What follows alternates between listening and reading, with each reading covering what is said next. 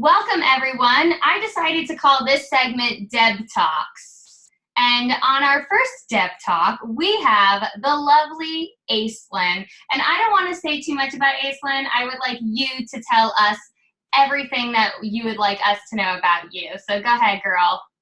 Hi, Deb. It's so nice to see your face again. I know, I've missed you. It's been too long. How long? My name's Aislynn. I am the owner of Ace of Paws Dog Training located in Camden County, South Jersey. But we do the entire tri-state area. Some of my other fellow trainers think I'm nuts because I'll literally travel anywhere. Oh my goodness. I just like helping people with their puppies and their dogs. I didn't even know that. I thought you were just in Jersey, but good to know. I will go anywhere. I'll come up to Brooklyn, girl. All right, good, because I for later in this interview, I have a list of problematic behaviors that I'd like to target. I will be more than happy to help you. That would be great.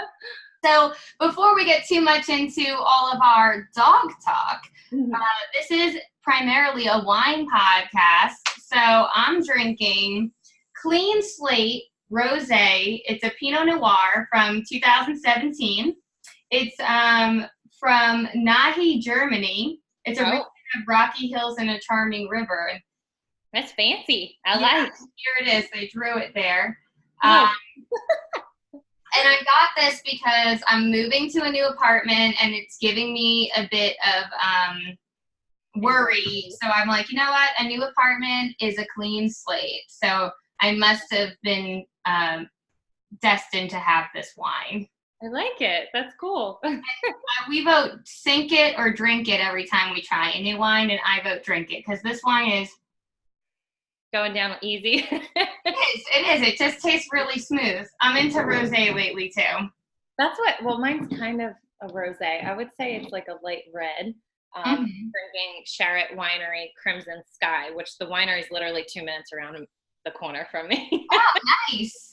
So we're really lucky in South Jersey. We literally have, 10 wineries within like a 10-minute range here. So I can walk to this winery. Wow. We were planning, we're thinking this fall we're going to do an SLPs Wine and Cheese winery tour. So we were thinking Long Island, but maybe we'll do Jersey. You could come down to Jersey. I'll show you around. All right. Sounds good. So do you vote drink it or sink it on your wine? I drink it. Yes. This is delicious. It's kind of fruity, but light, so it's not too heavy. I'm not like a super deep red wine drinker. I like other light, dry wines, but this is kind of sweet. Good. Oh, nice. Cool. All right. So first off, before we even get into all of your Ace of Paws business, so Aislynn and I have known each other for a very long time, for about 12 years now. Oh my God, has it been that long? Maybe 11 years, because I started, so we both worked at Caroline's on Broadway together as waitresses. I started in June 2007. When did you start? I think it was around the same time I was going into... I think you started in August. Yeah, because I was going into my sophomore year of college at Pace University. Right. That's crazy. Yeah. And I remember I just started working, but I was done training and I was pretty familiar with things when you started.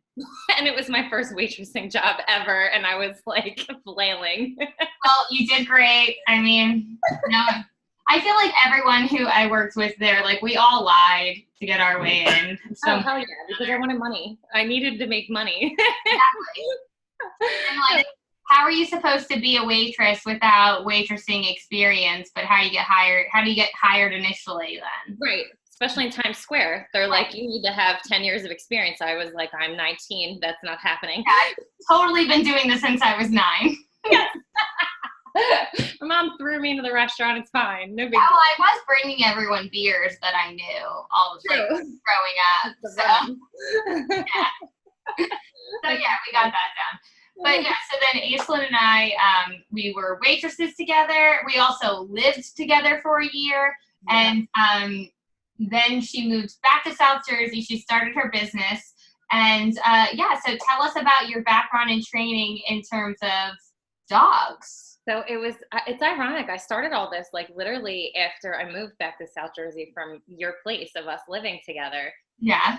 I was a vet tech for 4 years, and then I really started to see a lot of behavior cases come in where dogs were being euthanized for aggression issues. And they were like 1, 2, 3-year-old dogs where I was like, there had to be signs before this. There's no way these dogs were just automatically aggressive and it always came out of the blue, so people said. And it really started like making my mind like go crazy. So I started working with this one veterinarian who she used to get in trouble all the time for taking too long at her appointment. But she would take an hour and a half instead of the 20-minute visit because she never wanted to make a dog feel rushed or pressured or stressed. And I was like, that's a beautiful thing. Like, that's so cool to me. Mm-hmm. So I started my Penn Foster certification for basic obedience. So I graduated with that. And then I decided that vet teching was a little bit too anxious ridden for me because I'm a creature of anxiety. And I decided to do Ace of Paws full time. And I really just started off asking and begging my mom's friends and family friends to like let me train their dog. But not then, that deal. Right? Yeah. I was like, free training for, experience for me. Right. But then it really started to take off. So I have my certification in Penn Foster Career School, but I'm also enrolled in Catch Canine Academy now to be a behavior consultant. So once I'm done this, I have about a year left. I will be able to take on aggression cases and whatnot, which is awesome. Oh, okay. So there's like levels to that type of certification. Yeah, unfortunately, it's a very unregulated field. So a lot of people say that they're certified or say that they take on these crazy aggression cases. And I find a lot of clients coming back to me with their dogs worse because they fell into the wrong hands, unfortunately. Right. They told them the wrong things to do. Exactly. And it's scary, but so that's, my current schooling, which is all self-paced, which is a struggle because we're 3 months out from our wedding. So I've been planning. Oh, right. Congratulations. Thank you. We're technically already married, but. Oh, nice. Well, you didn't do the party yet then, right? Yes, exactly. We didn't celebrate anything. So I'm like, okay, school, wedding, how do I do all this? But yeah, that's pretty much the background. And then my first rescue was severely aggressive, and he also got my mind thinking, like, how do I fix this? There has to be a way to make these dogs not react this way to people coming in the door, or aggression towards other dogs, or whatever the case may be. Mm-hmm. So it's been 5 years now since I started Ace of Paws, which is cool. Wow. Yeah, I know. That's crazy. Is it crazy running your own business? I lose my mind a lot, and last year was actually my first year having employees. So 2018, I have 4 girls right now, and they're rock stars. Like, they're hard workers. I don't have to light a fire under their ass. Like, they're literally like, what do you need me to do? I'll get this, I'll get that. And they're on top of it, which is amazing. But you have employees? Wow. Yeah, it is. I have 3, there's 2 lead trainers other than myself, and then a dog walker as well. So we started incorporating dog walking just to help out our regular training clients while they were away at work during the day. But the dog walking got to be a little bit crazy. We've been walking about 40 to 50 dogs a week on top of training sessions every night, and it got to be a lot. Right. Wow. So we're trying to focus more on behavior and training now and kind of back off on the dog walking a little bit. Right. Is it good for carryover, though, too, to have the dog walkings? Because it's like you're doing these lessons and then you'll be able to carry it over to the walking. Yes, and then that way we can be consistent, because a lot of owners are busy and they don't have time to literally practice all the training and the leash training that we've done on a daily basis. So when we have a walker coming in once or twice a day, that's keeping it consistent, so their 104-pound Rottie isn't dragging them down the street. Right. This is just like speech therapy, because it's like you do what you do in the speech therapy session, and you give homework, which is hopefully carry over so that they can generalize those skills. Yes, client compliance is huge, and I'm sure it is the same where, I love all my clients, but sometimes I'll come back the following week and they're like, nothing has changed. And I'm like, well, have you done your homework? Well, no, it was really busy. Okay, then we're going to get the same results. Exactly. Yeah. Therapy has to be frequent and intense. Yeah. And consistent. Yeah. So we got into your background, training, and motivation. So can you tell me, how do dogs communicate with each other and with humans? Is that the same or different? It's actually, it's very similar, which a lot of people, when they come to us and they're saying, my dog's doing this and my dog's doing that, clients don't realize what they are doing, the dogs are responding to. And the reason why that is because dogs are always reading body language, and they're always giving off body language signals. So even something as subtle as if you're staring a dog directly in their eyes and they kind of shift their eyes away, they're telling you they're uncomfortable and that you should probably stop leaning over them and reaching over them and staring directly into their eyes. It's a very like threatening posture from the human. Right. But they give off such subtle cues. So even back to what we were saying earlier, when they say a dog bit somebody out of nowhere, there are always telltale signs, but people just don't know what to look for. Right. So that's where people get in trouble. They don't realize that the dog averting their attention, or even just the shifting of their ears or the raising of their hackles on their back, or even the level of their tail. Even some people are like, oh, my dog's tail was wagging. Well, what was their entire body doing while their tail was wagging? If their tail was wagging, it could be a nervous wag if their eyes are like this and their ears are pinned back. Mm-hmm. So that's basically our job, is to come in and really educate people on how to read your dog. So they're talking to us all the time. Just because it's not vocally doesn't mean they're not speaking to us, which is crazy and mind-blowing. Yeah. I can definitely see that. The thing though, I have 2 dogs, as you know, and if the listeners don't know, I have a 12-year-old Yorkie named Oliver. He's 12. 12. Oh my God, I love him. He does not act 12, but he is 12. I thought he would calm down. He is not. He's the same dog that you lived with. And now I have a almost 1.5-year-old Shar-Pei pug mix, or Oriente or Shar Pug. Mm-hmm. But so I do feel like both of them stare at me dead in my eyes. So I look back at them, but they don't look away. And like, so I feel like that's okay.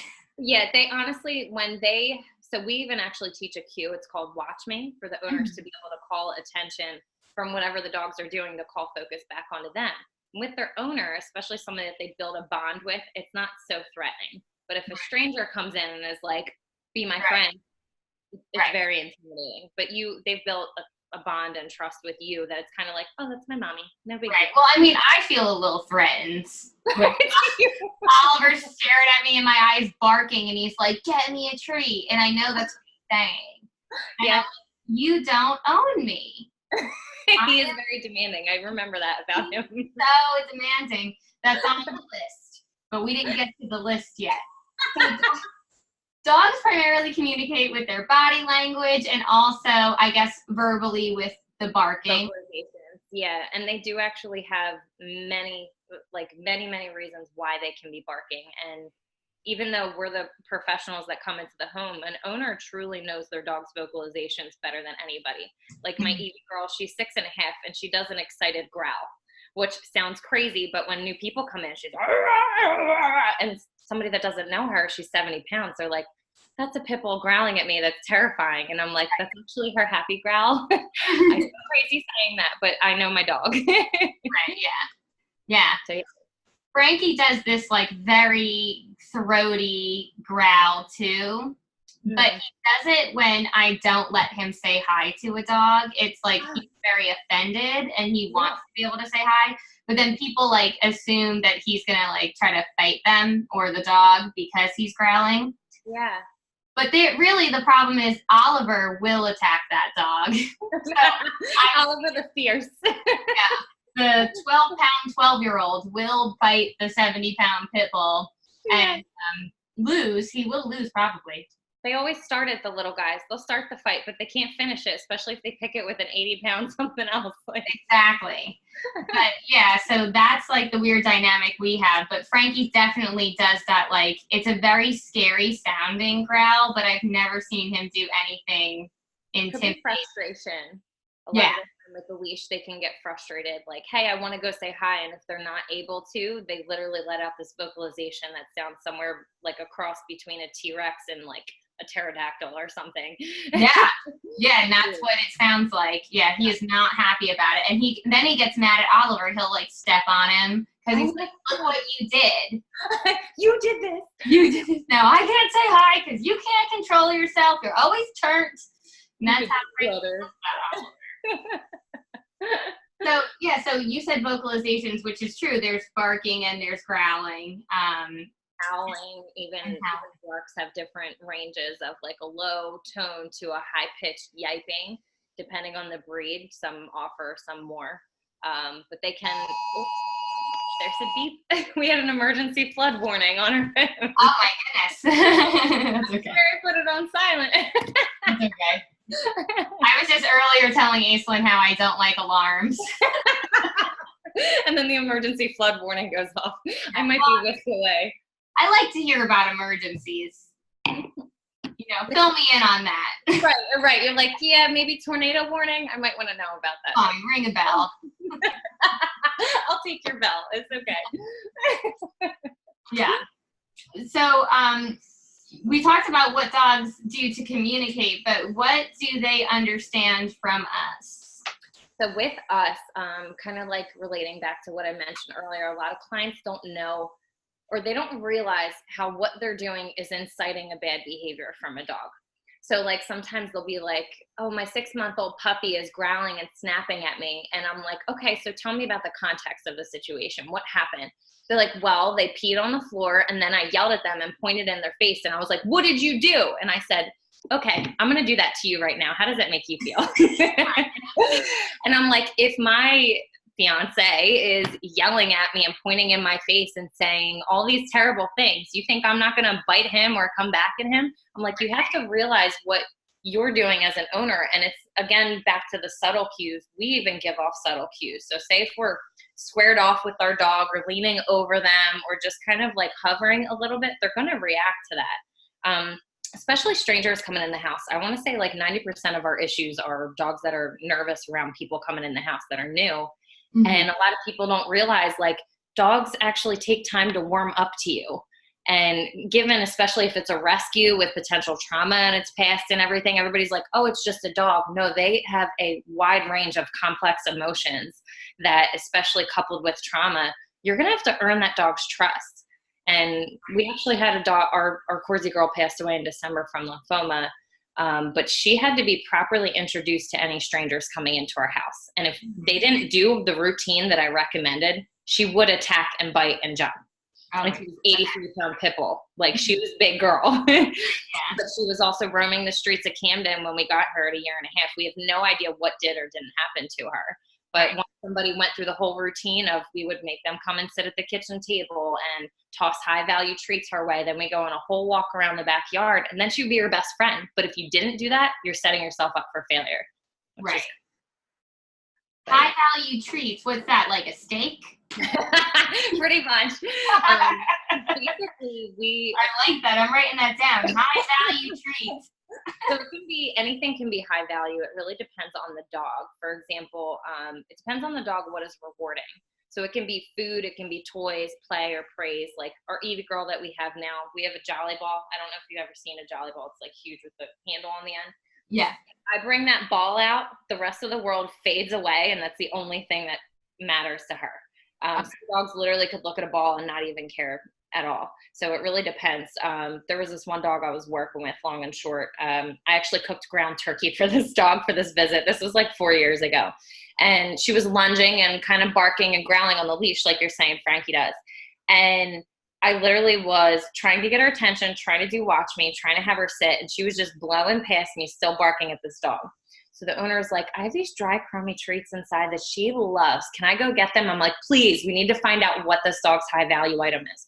She brings out these brittle, dry, crummy things. That dog sits. She does watch me. She's looking at the other dog, not making a peep, and solely focused on the owner.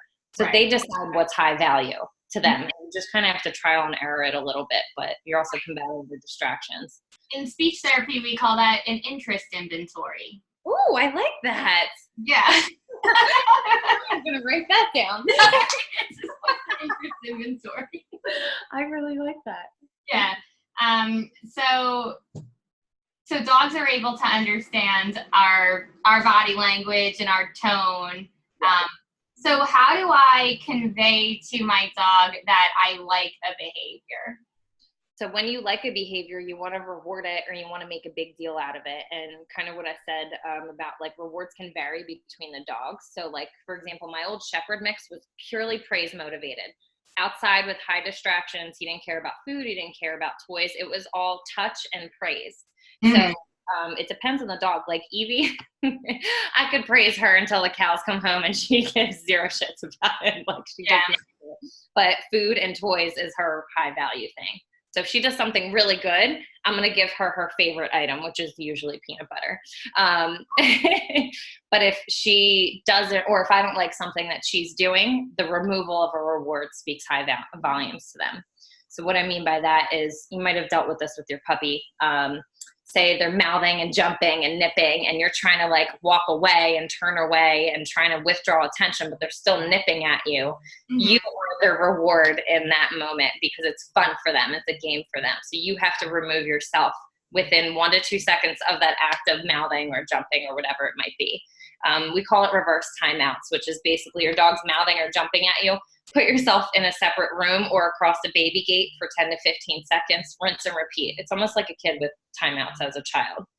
But they're really effective because that dog never wants to be apart from you. So if they notice and associate every time they mouth you or bite you or jump on you that they lose you for 10 to 15 seconds, that is going to decrease that behavior. Okay, so I definitely would remove myself from the situation if I felt like Frankie was mouthing me. He really was never much of a chewer on anything though, so that didn't happen too much. Frankie actually is like the best dog that ever existed, and he doesn't really have any problematic behaviors that aren't ignited by Oliver. Yeah, Oliver starts it all. A 12-year-old dog.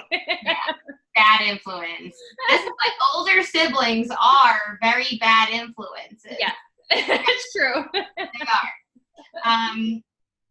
So then now I'm going to get into my behaviors that I feel like are the hardest for me to tackle. Yeah. So excessive barking. Now I know because Oliver is a Yorkie, that's just like something that he will have innately within him. Is that accurate? Or genetics have a huge part to play in that for sure. Right. But it does drive me insane. I hate it. I do. And they're like, for the most part, like he is communicating something with me, but like a lot of times I'm like, no, it's inappropriate for you to be yelling at me like this. So what I do is like, if he's telling me and I could tell like, oh, it's like sometimes he's barking at me and I'm like, what is wrong? And then I'm like, oh, you don't have any water. I get it. Okay. So then I'm not mad. I give him water. Or like sometimes my dogs, they decide when they want to eat and when they don't want to eat, not according to the schedule. Like they're fed according to the schedule, but sometimes they might get a little bit like snotty about their food that they're eating. So they won't eat, which makes them very hungry at some points. Yeah. And then they start like demanding food from me. Well, mostly just Oliver. So if he does want it and I'm like, oh, now you're ready to eat the food, then I'll give it to him. Because he told me, and like I'm a speech therapist and that's just how I operate. I get it. But there are other times when he is excessively barking because people are not coming into the house, but they're leaving. Okay. Like when anyone puts their shoes and jackets on, that's when he starts barking. He barks at other dogs on the leash, but not off leash at the dog park. Okay. And he'll bark at me, and like when he inappropriately like barks at me for treats, that drives me insane too. So, I don't know if there's 3 separate techniques for those types of behaviors, but yeah. So with the people leaving, that actually sounds like it's anxiety based. A lot of dogs have a threshold thing with people coming in or going. And if people are putting on their jackets and putting on their shoes, it is an indicator that they know somebody's going out. And it's a lot of commotion usually where people are by, or you're getting your bag, or you're saying whatever. Right. Which makes the departure way worse because like, it's like, do I have everything? I don't know. I can't think because Oliver is barking. Right. Now, does he ever nip when he's doing that too? No. Oh, good. You're lucky with that. I know the barking is high pitched and annoying, but you're lucky with that. Some dogs go. I'd rather get bit.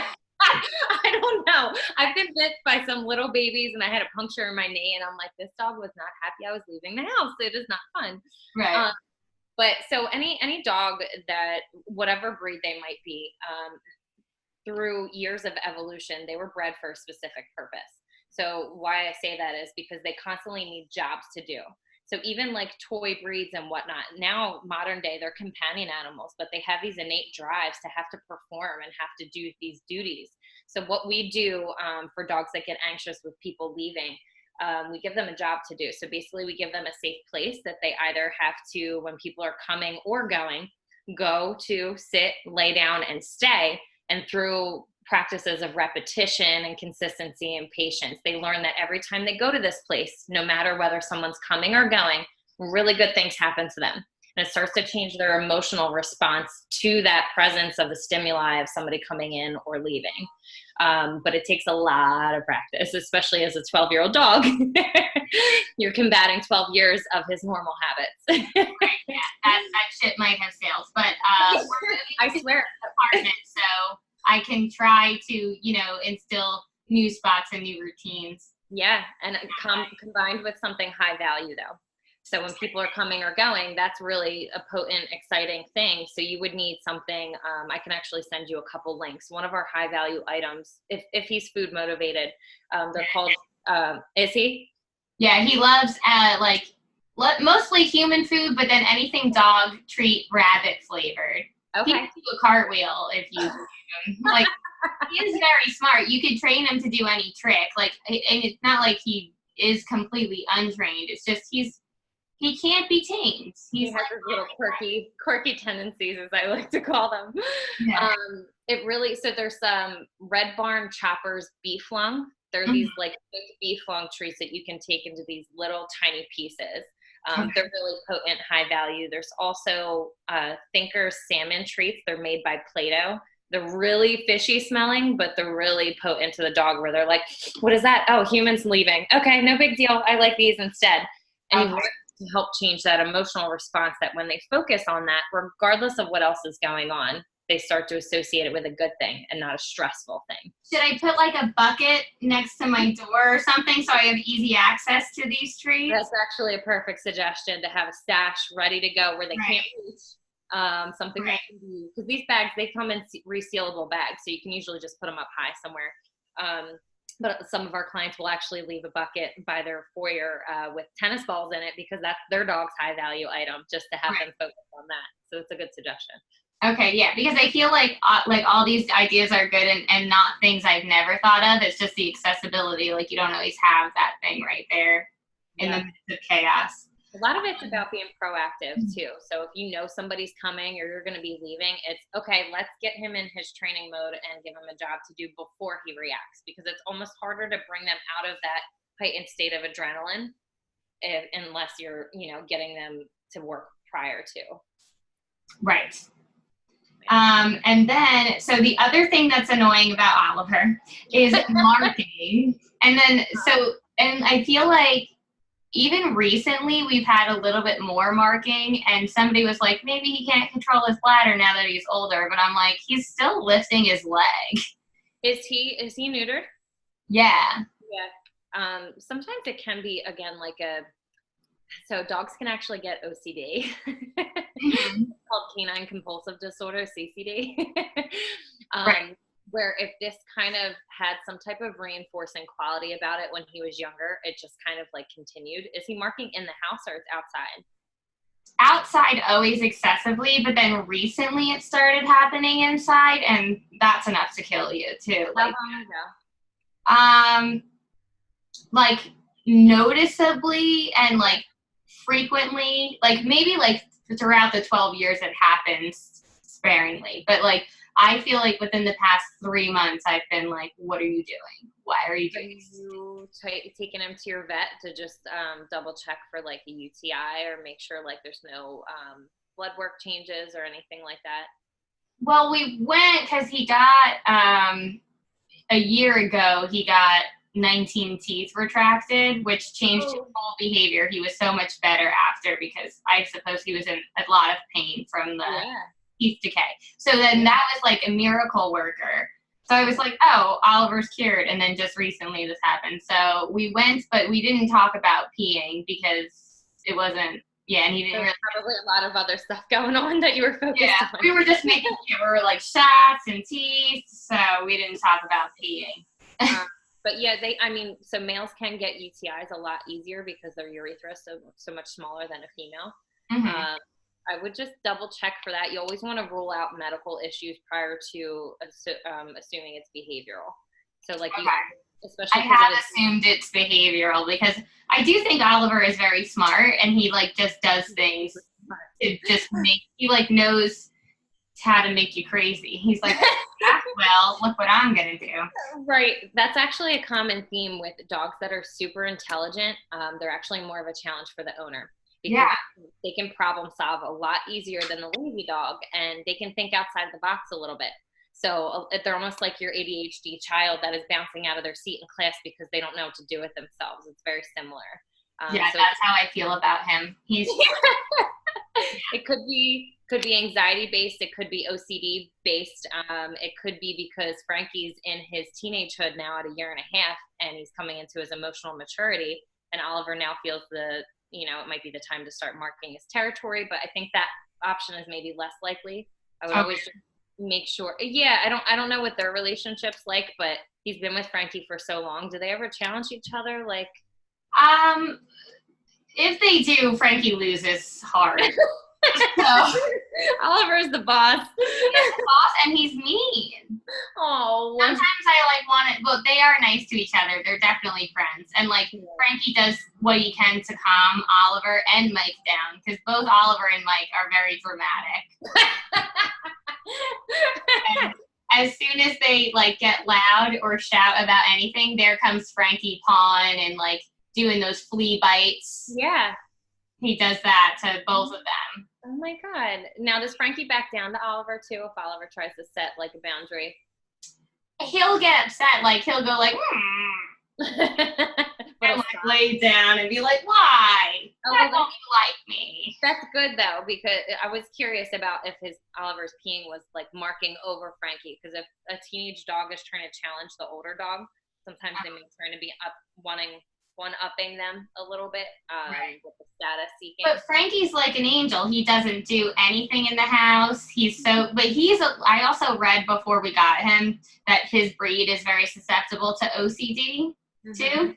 Yeah. And he really is like, he only pees in certain spots. Like he'll go outside and he'll do like really one long void. It's not like, but Oliver will stop at every single thing that's standing, every bag, every pole, everything. He wants to pee on everything outside. Could be his sense of smell too. Are there a lot of dogs in your neighborhood? Yeah. Yeah. Their sense of smell is insane. I mean, they have 300 million olfactory cells in their cell, and humans have in their noses, and humans have like 6 million. They have a crazy amount more than us that I can't imagine the scents that he picks up outside. So it might be him marking over other dogs too. Right. Yeah, I'm sure. Yeah, because he does do that. Yeah. And then the last issue, I think I've watched lots of videos on this, and I'm doing my best. But Frankie with the leash pulling has not. It's definitely gotten better, and he does like to walk as a group best, but he still sometimes just pulls. And I stop every time he pulls. I make him come back. I walk the other direction. We do that like spin around thing. I don't know if it's just because I'm the only one doing it, and Mike is just running because they're. He's like, Frankie is running away. He's running. Well, I think Mike's trying to be proactive, where he's like, "Well, I'm just gonna run so that you can't pull." I'm honestly, and Frankie might be getting used to that pace. Because naturally they run or they walk at a faster pace. So if Mike's always running with him and you're always walking with him, he's probably trying to find a balance a little bit. Where he's like, but he always takes me that way. How are we? Right. Yeah, I know. I could tell. Like, so it's like children being like, well, Dad lets me do this. And I'm like, he's not here. Consistency is huge. And it's good that he's given him an outlet to exercise, but there should definitely be maybe sometimes where he just walks with him. Mm-hmm. I don't know if you've seen me post about it, but there's this harness for power pullers that I literally rave about. It's called a freedom harness. I will send you the link on it because we're actually an affiliate of them. Oh yeah, send it the link so that we'll put it in the show notes. Yeah, that would be awesome because we've been recommending their harnesses for the past 3 years, and they finally just made an affiliate program where they're like, hey, you want to partner with us? I was like, yes, I swear by these things. So basically this harness is for power pullers. So every time that they try to pull you, it starts to turn them a little bit back towards you, but coupled with doing the leash exercises like you were saying. Every time he even puts tension on that leash for 1 second, you want to spin around, go in the opposite direction. However, you want to have high value items out on your walk with you. So and it's really stylish, but they did come back into style. I always have a fanny pack on me. Yeah, I've been doing the fanny pack. So yeah. One of the reasons why we are moving is because our new place will have a backyard. Yeah. And right now our choice has always had to be, we have to walk both dogs together, especially if we're going to be at work for an extended period of time. We want to make sure both dogs are outside for a long time. Yeah. Instead of 2 short walks, we choose 1 long walk. Also, I don't know if they understand first and next. So whoever I choose to go first, I always feel guilty leaving that the other dog inside. So now we're moving to the backyard where I feel like Oliver will be quite pleased to just peruse in the backyard, and Frankie will do the backyard, but then also go on longer walks, whereas Oliver gets exhausted and slow. Really quickly. Right, like he's getting dragged at that point, which is hard. With his 1.5-year-old brother, Frankie's taking him for a ride. Right. Yeah, for sure. But I think Oliver could keep up, but he also doesn't want to follow Frankie's lead. He wants to go in his own direction. He doesn't want to do things just because Frankie wants to, and I could tell. Oliver beats to his own drum, for sure. For sure. Well, that's good that you guys are getting a backyard too, because it is actually beneficial to still take them on walks too, even though you have the backyard now, just for mental stimulation and physical stimulation. Right. I'm going to try to, though. We have like a patio, and then we have like a dirt area that we're going to put grass. And on the patio, so like while we're outside, Oliver could be out in the backyard, and I'm going to put Frankie on the leash and just go back and forth. Yeah. On that patio. That's my plan for summer. So yeah, I'll document it so that I could stay accountable. Yeah, honestly, that's the best thing to do. I always tell clients, videotape yourself, because a lot of the time, even when we're doing obedience training and stuff, they don't realize just the slight movement of their hand or that their body posture is a little bit off until they actually see themselves. They're like, oh, you were right. I'm like, I do it to myself because I don't notice that I have 2 hands out at the same time, and sometimes that can confuse dogs. So it's good. It's good to hold yourself accountable. All right, well, I'm going to do it. Well, that wraps up our interview. Thank you so much, Aislynn. Can you tag or you could plug any of your social media right now, any contact, any information that you want the listeners to hear? Yeah, so we are on Instagram at Ace of Paws Training, and our Facebook page is Ace of Paws LLC. We are an all positive based training company, and we come to our clients' homes to target the environment. So it's very convenient for a lot of people with families that they don't have to drag all of their children out to training class. We come to you. Oh, that's very convenient. Good. All right. Well, thank you so much, Aislynn. Thank you for having me.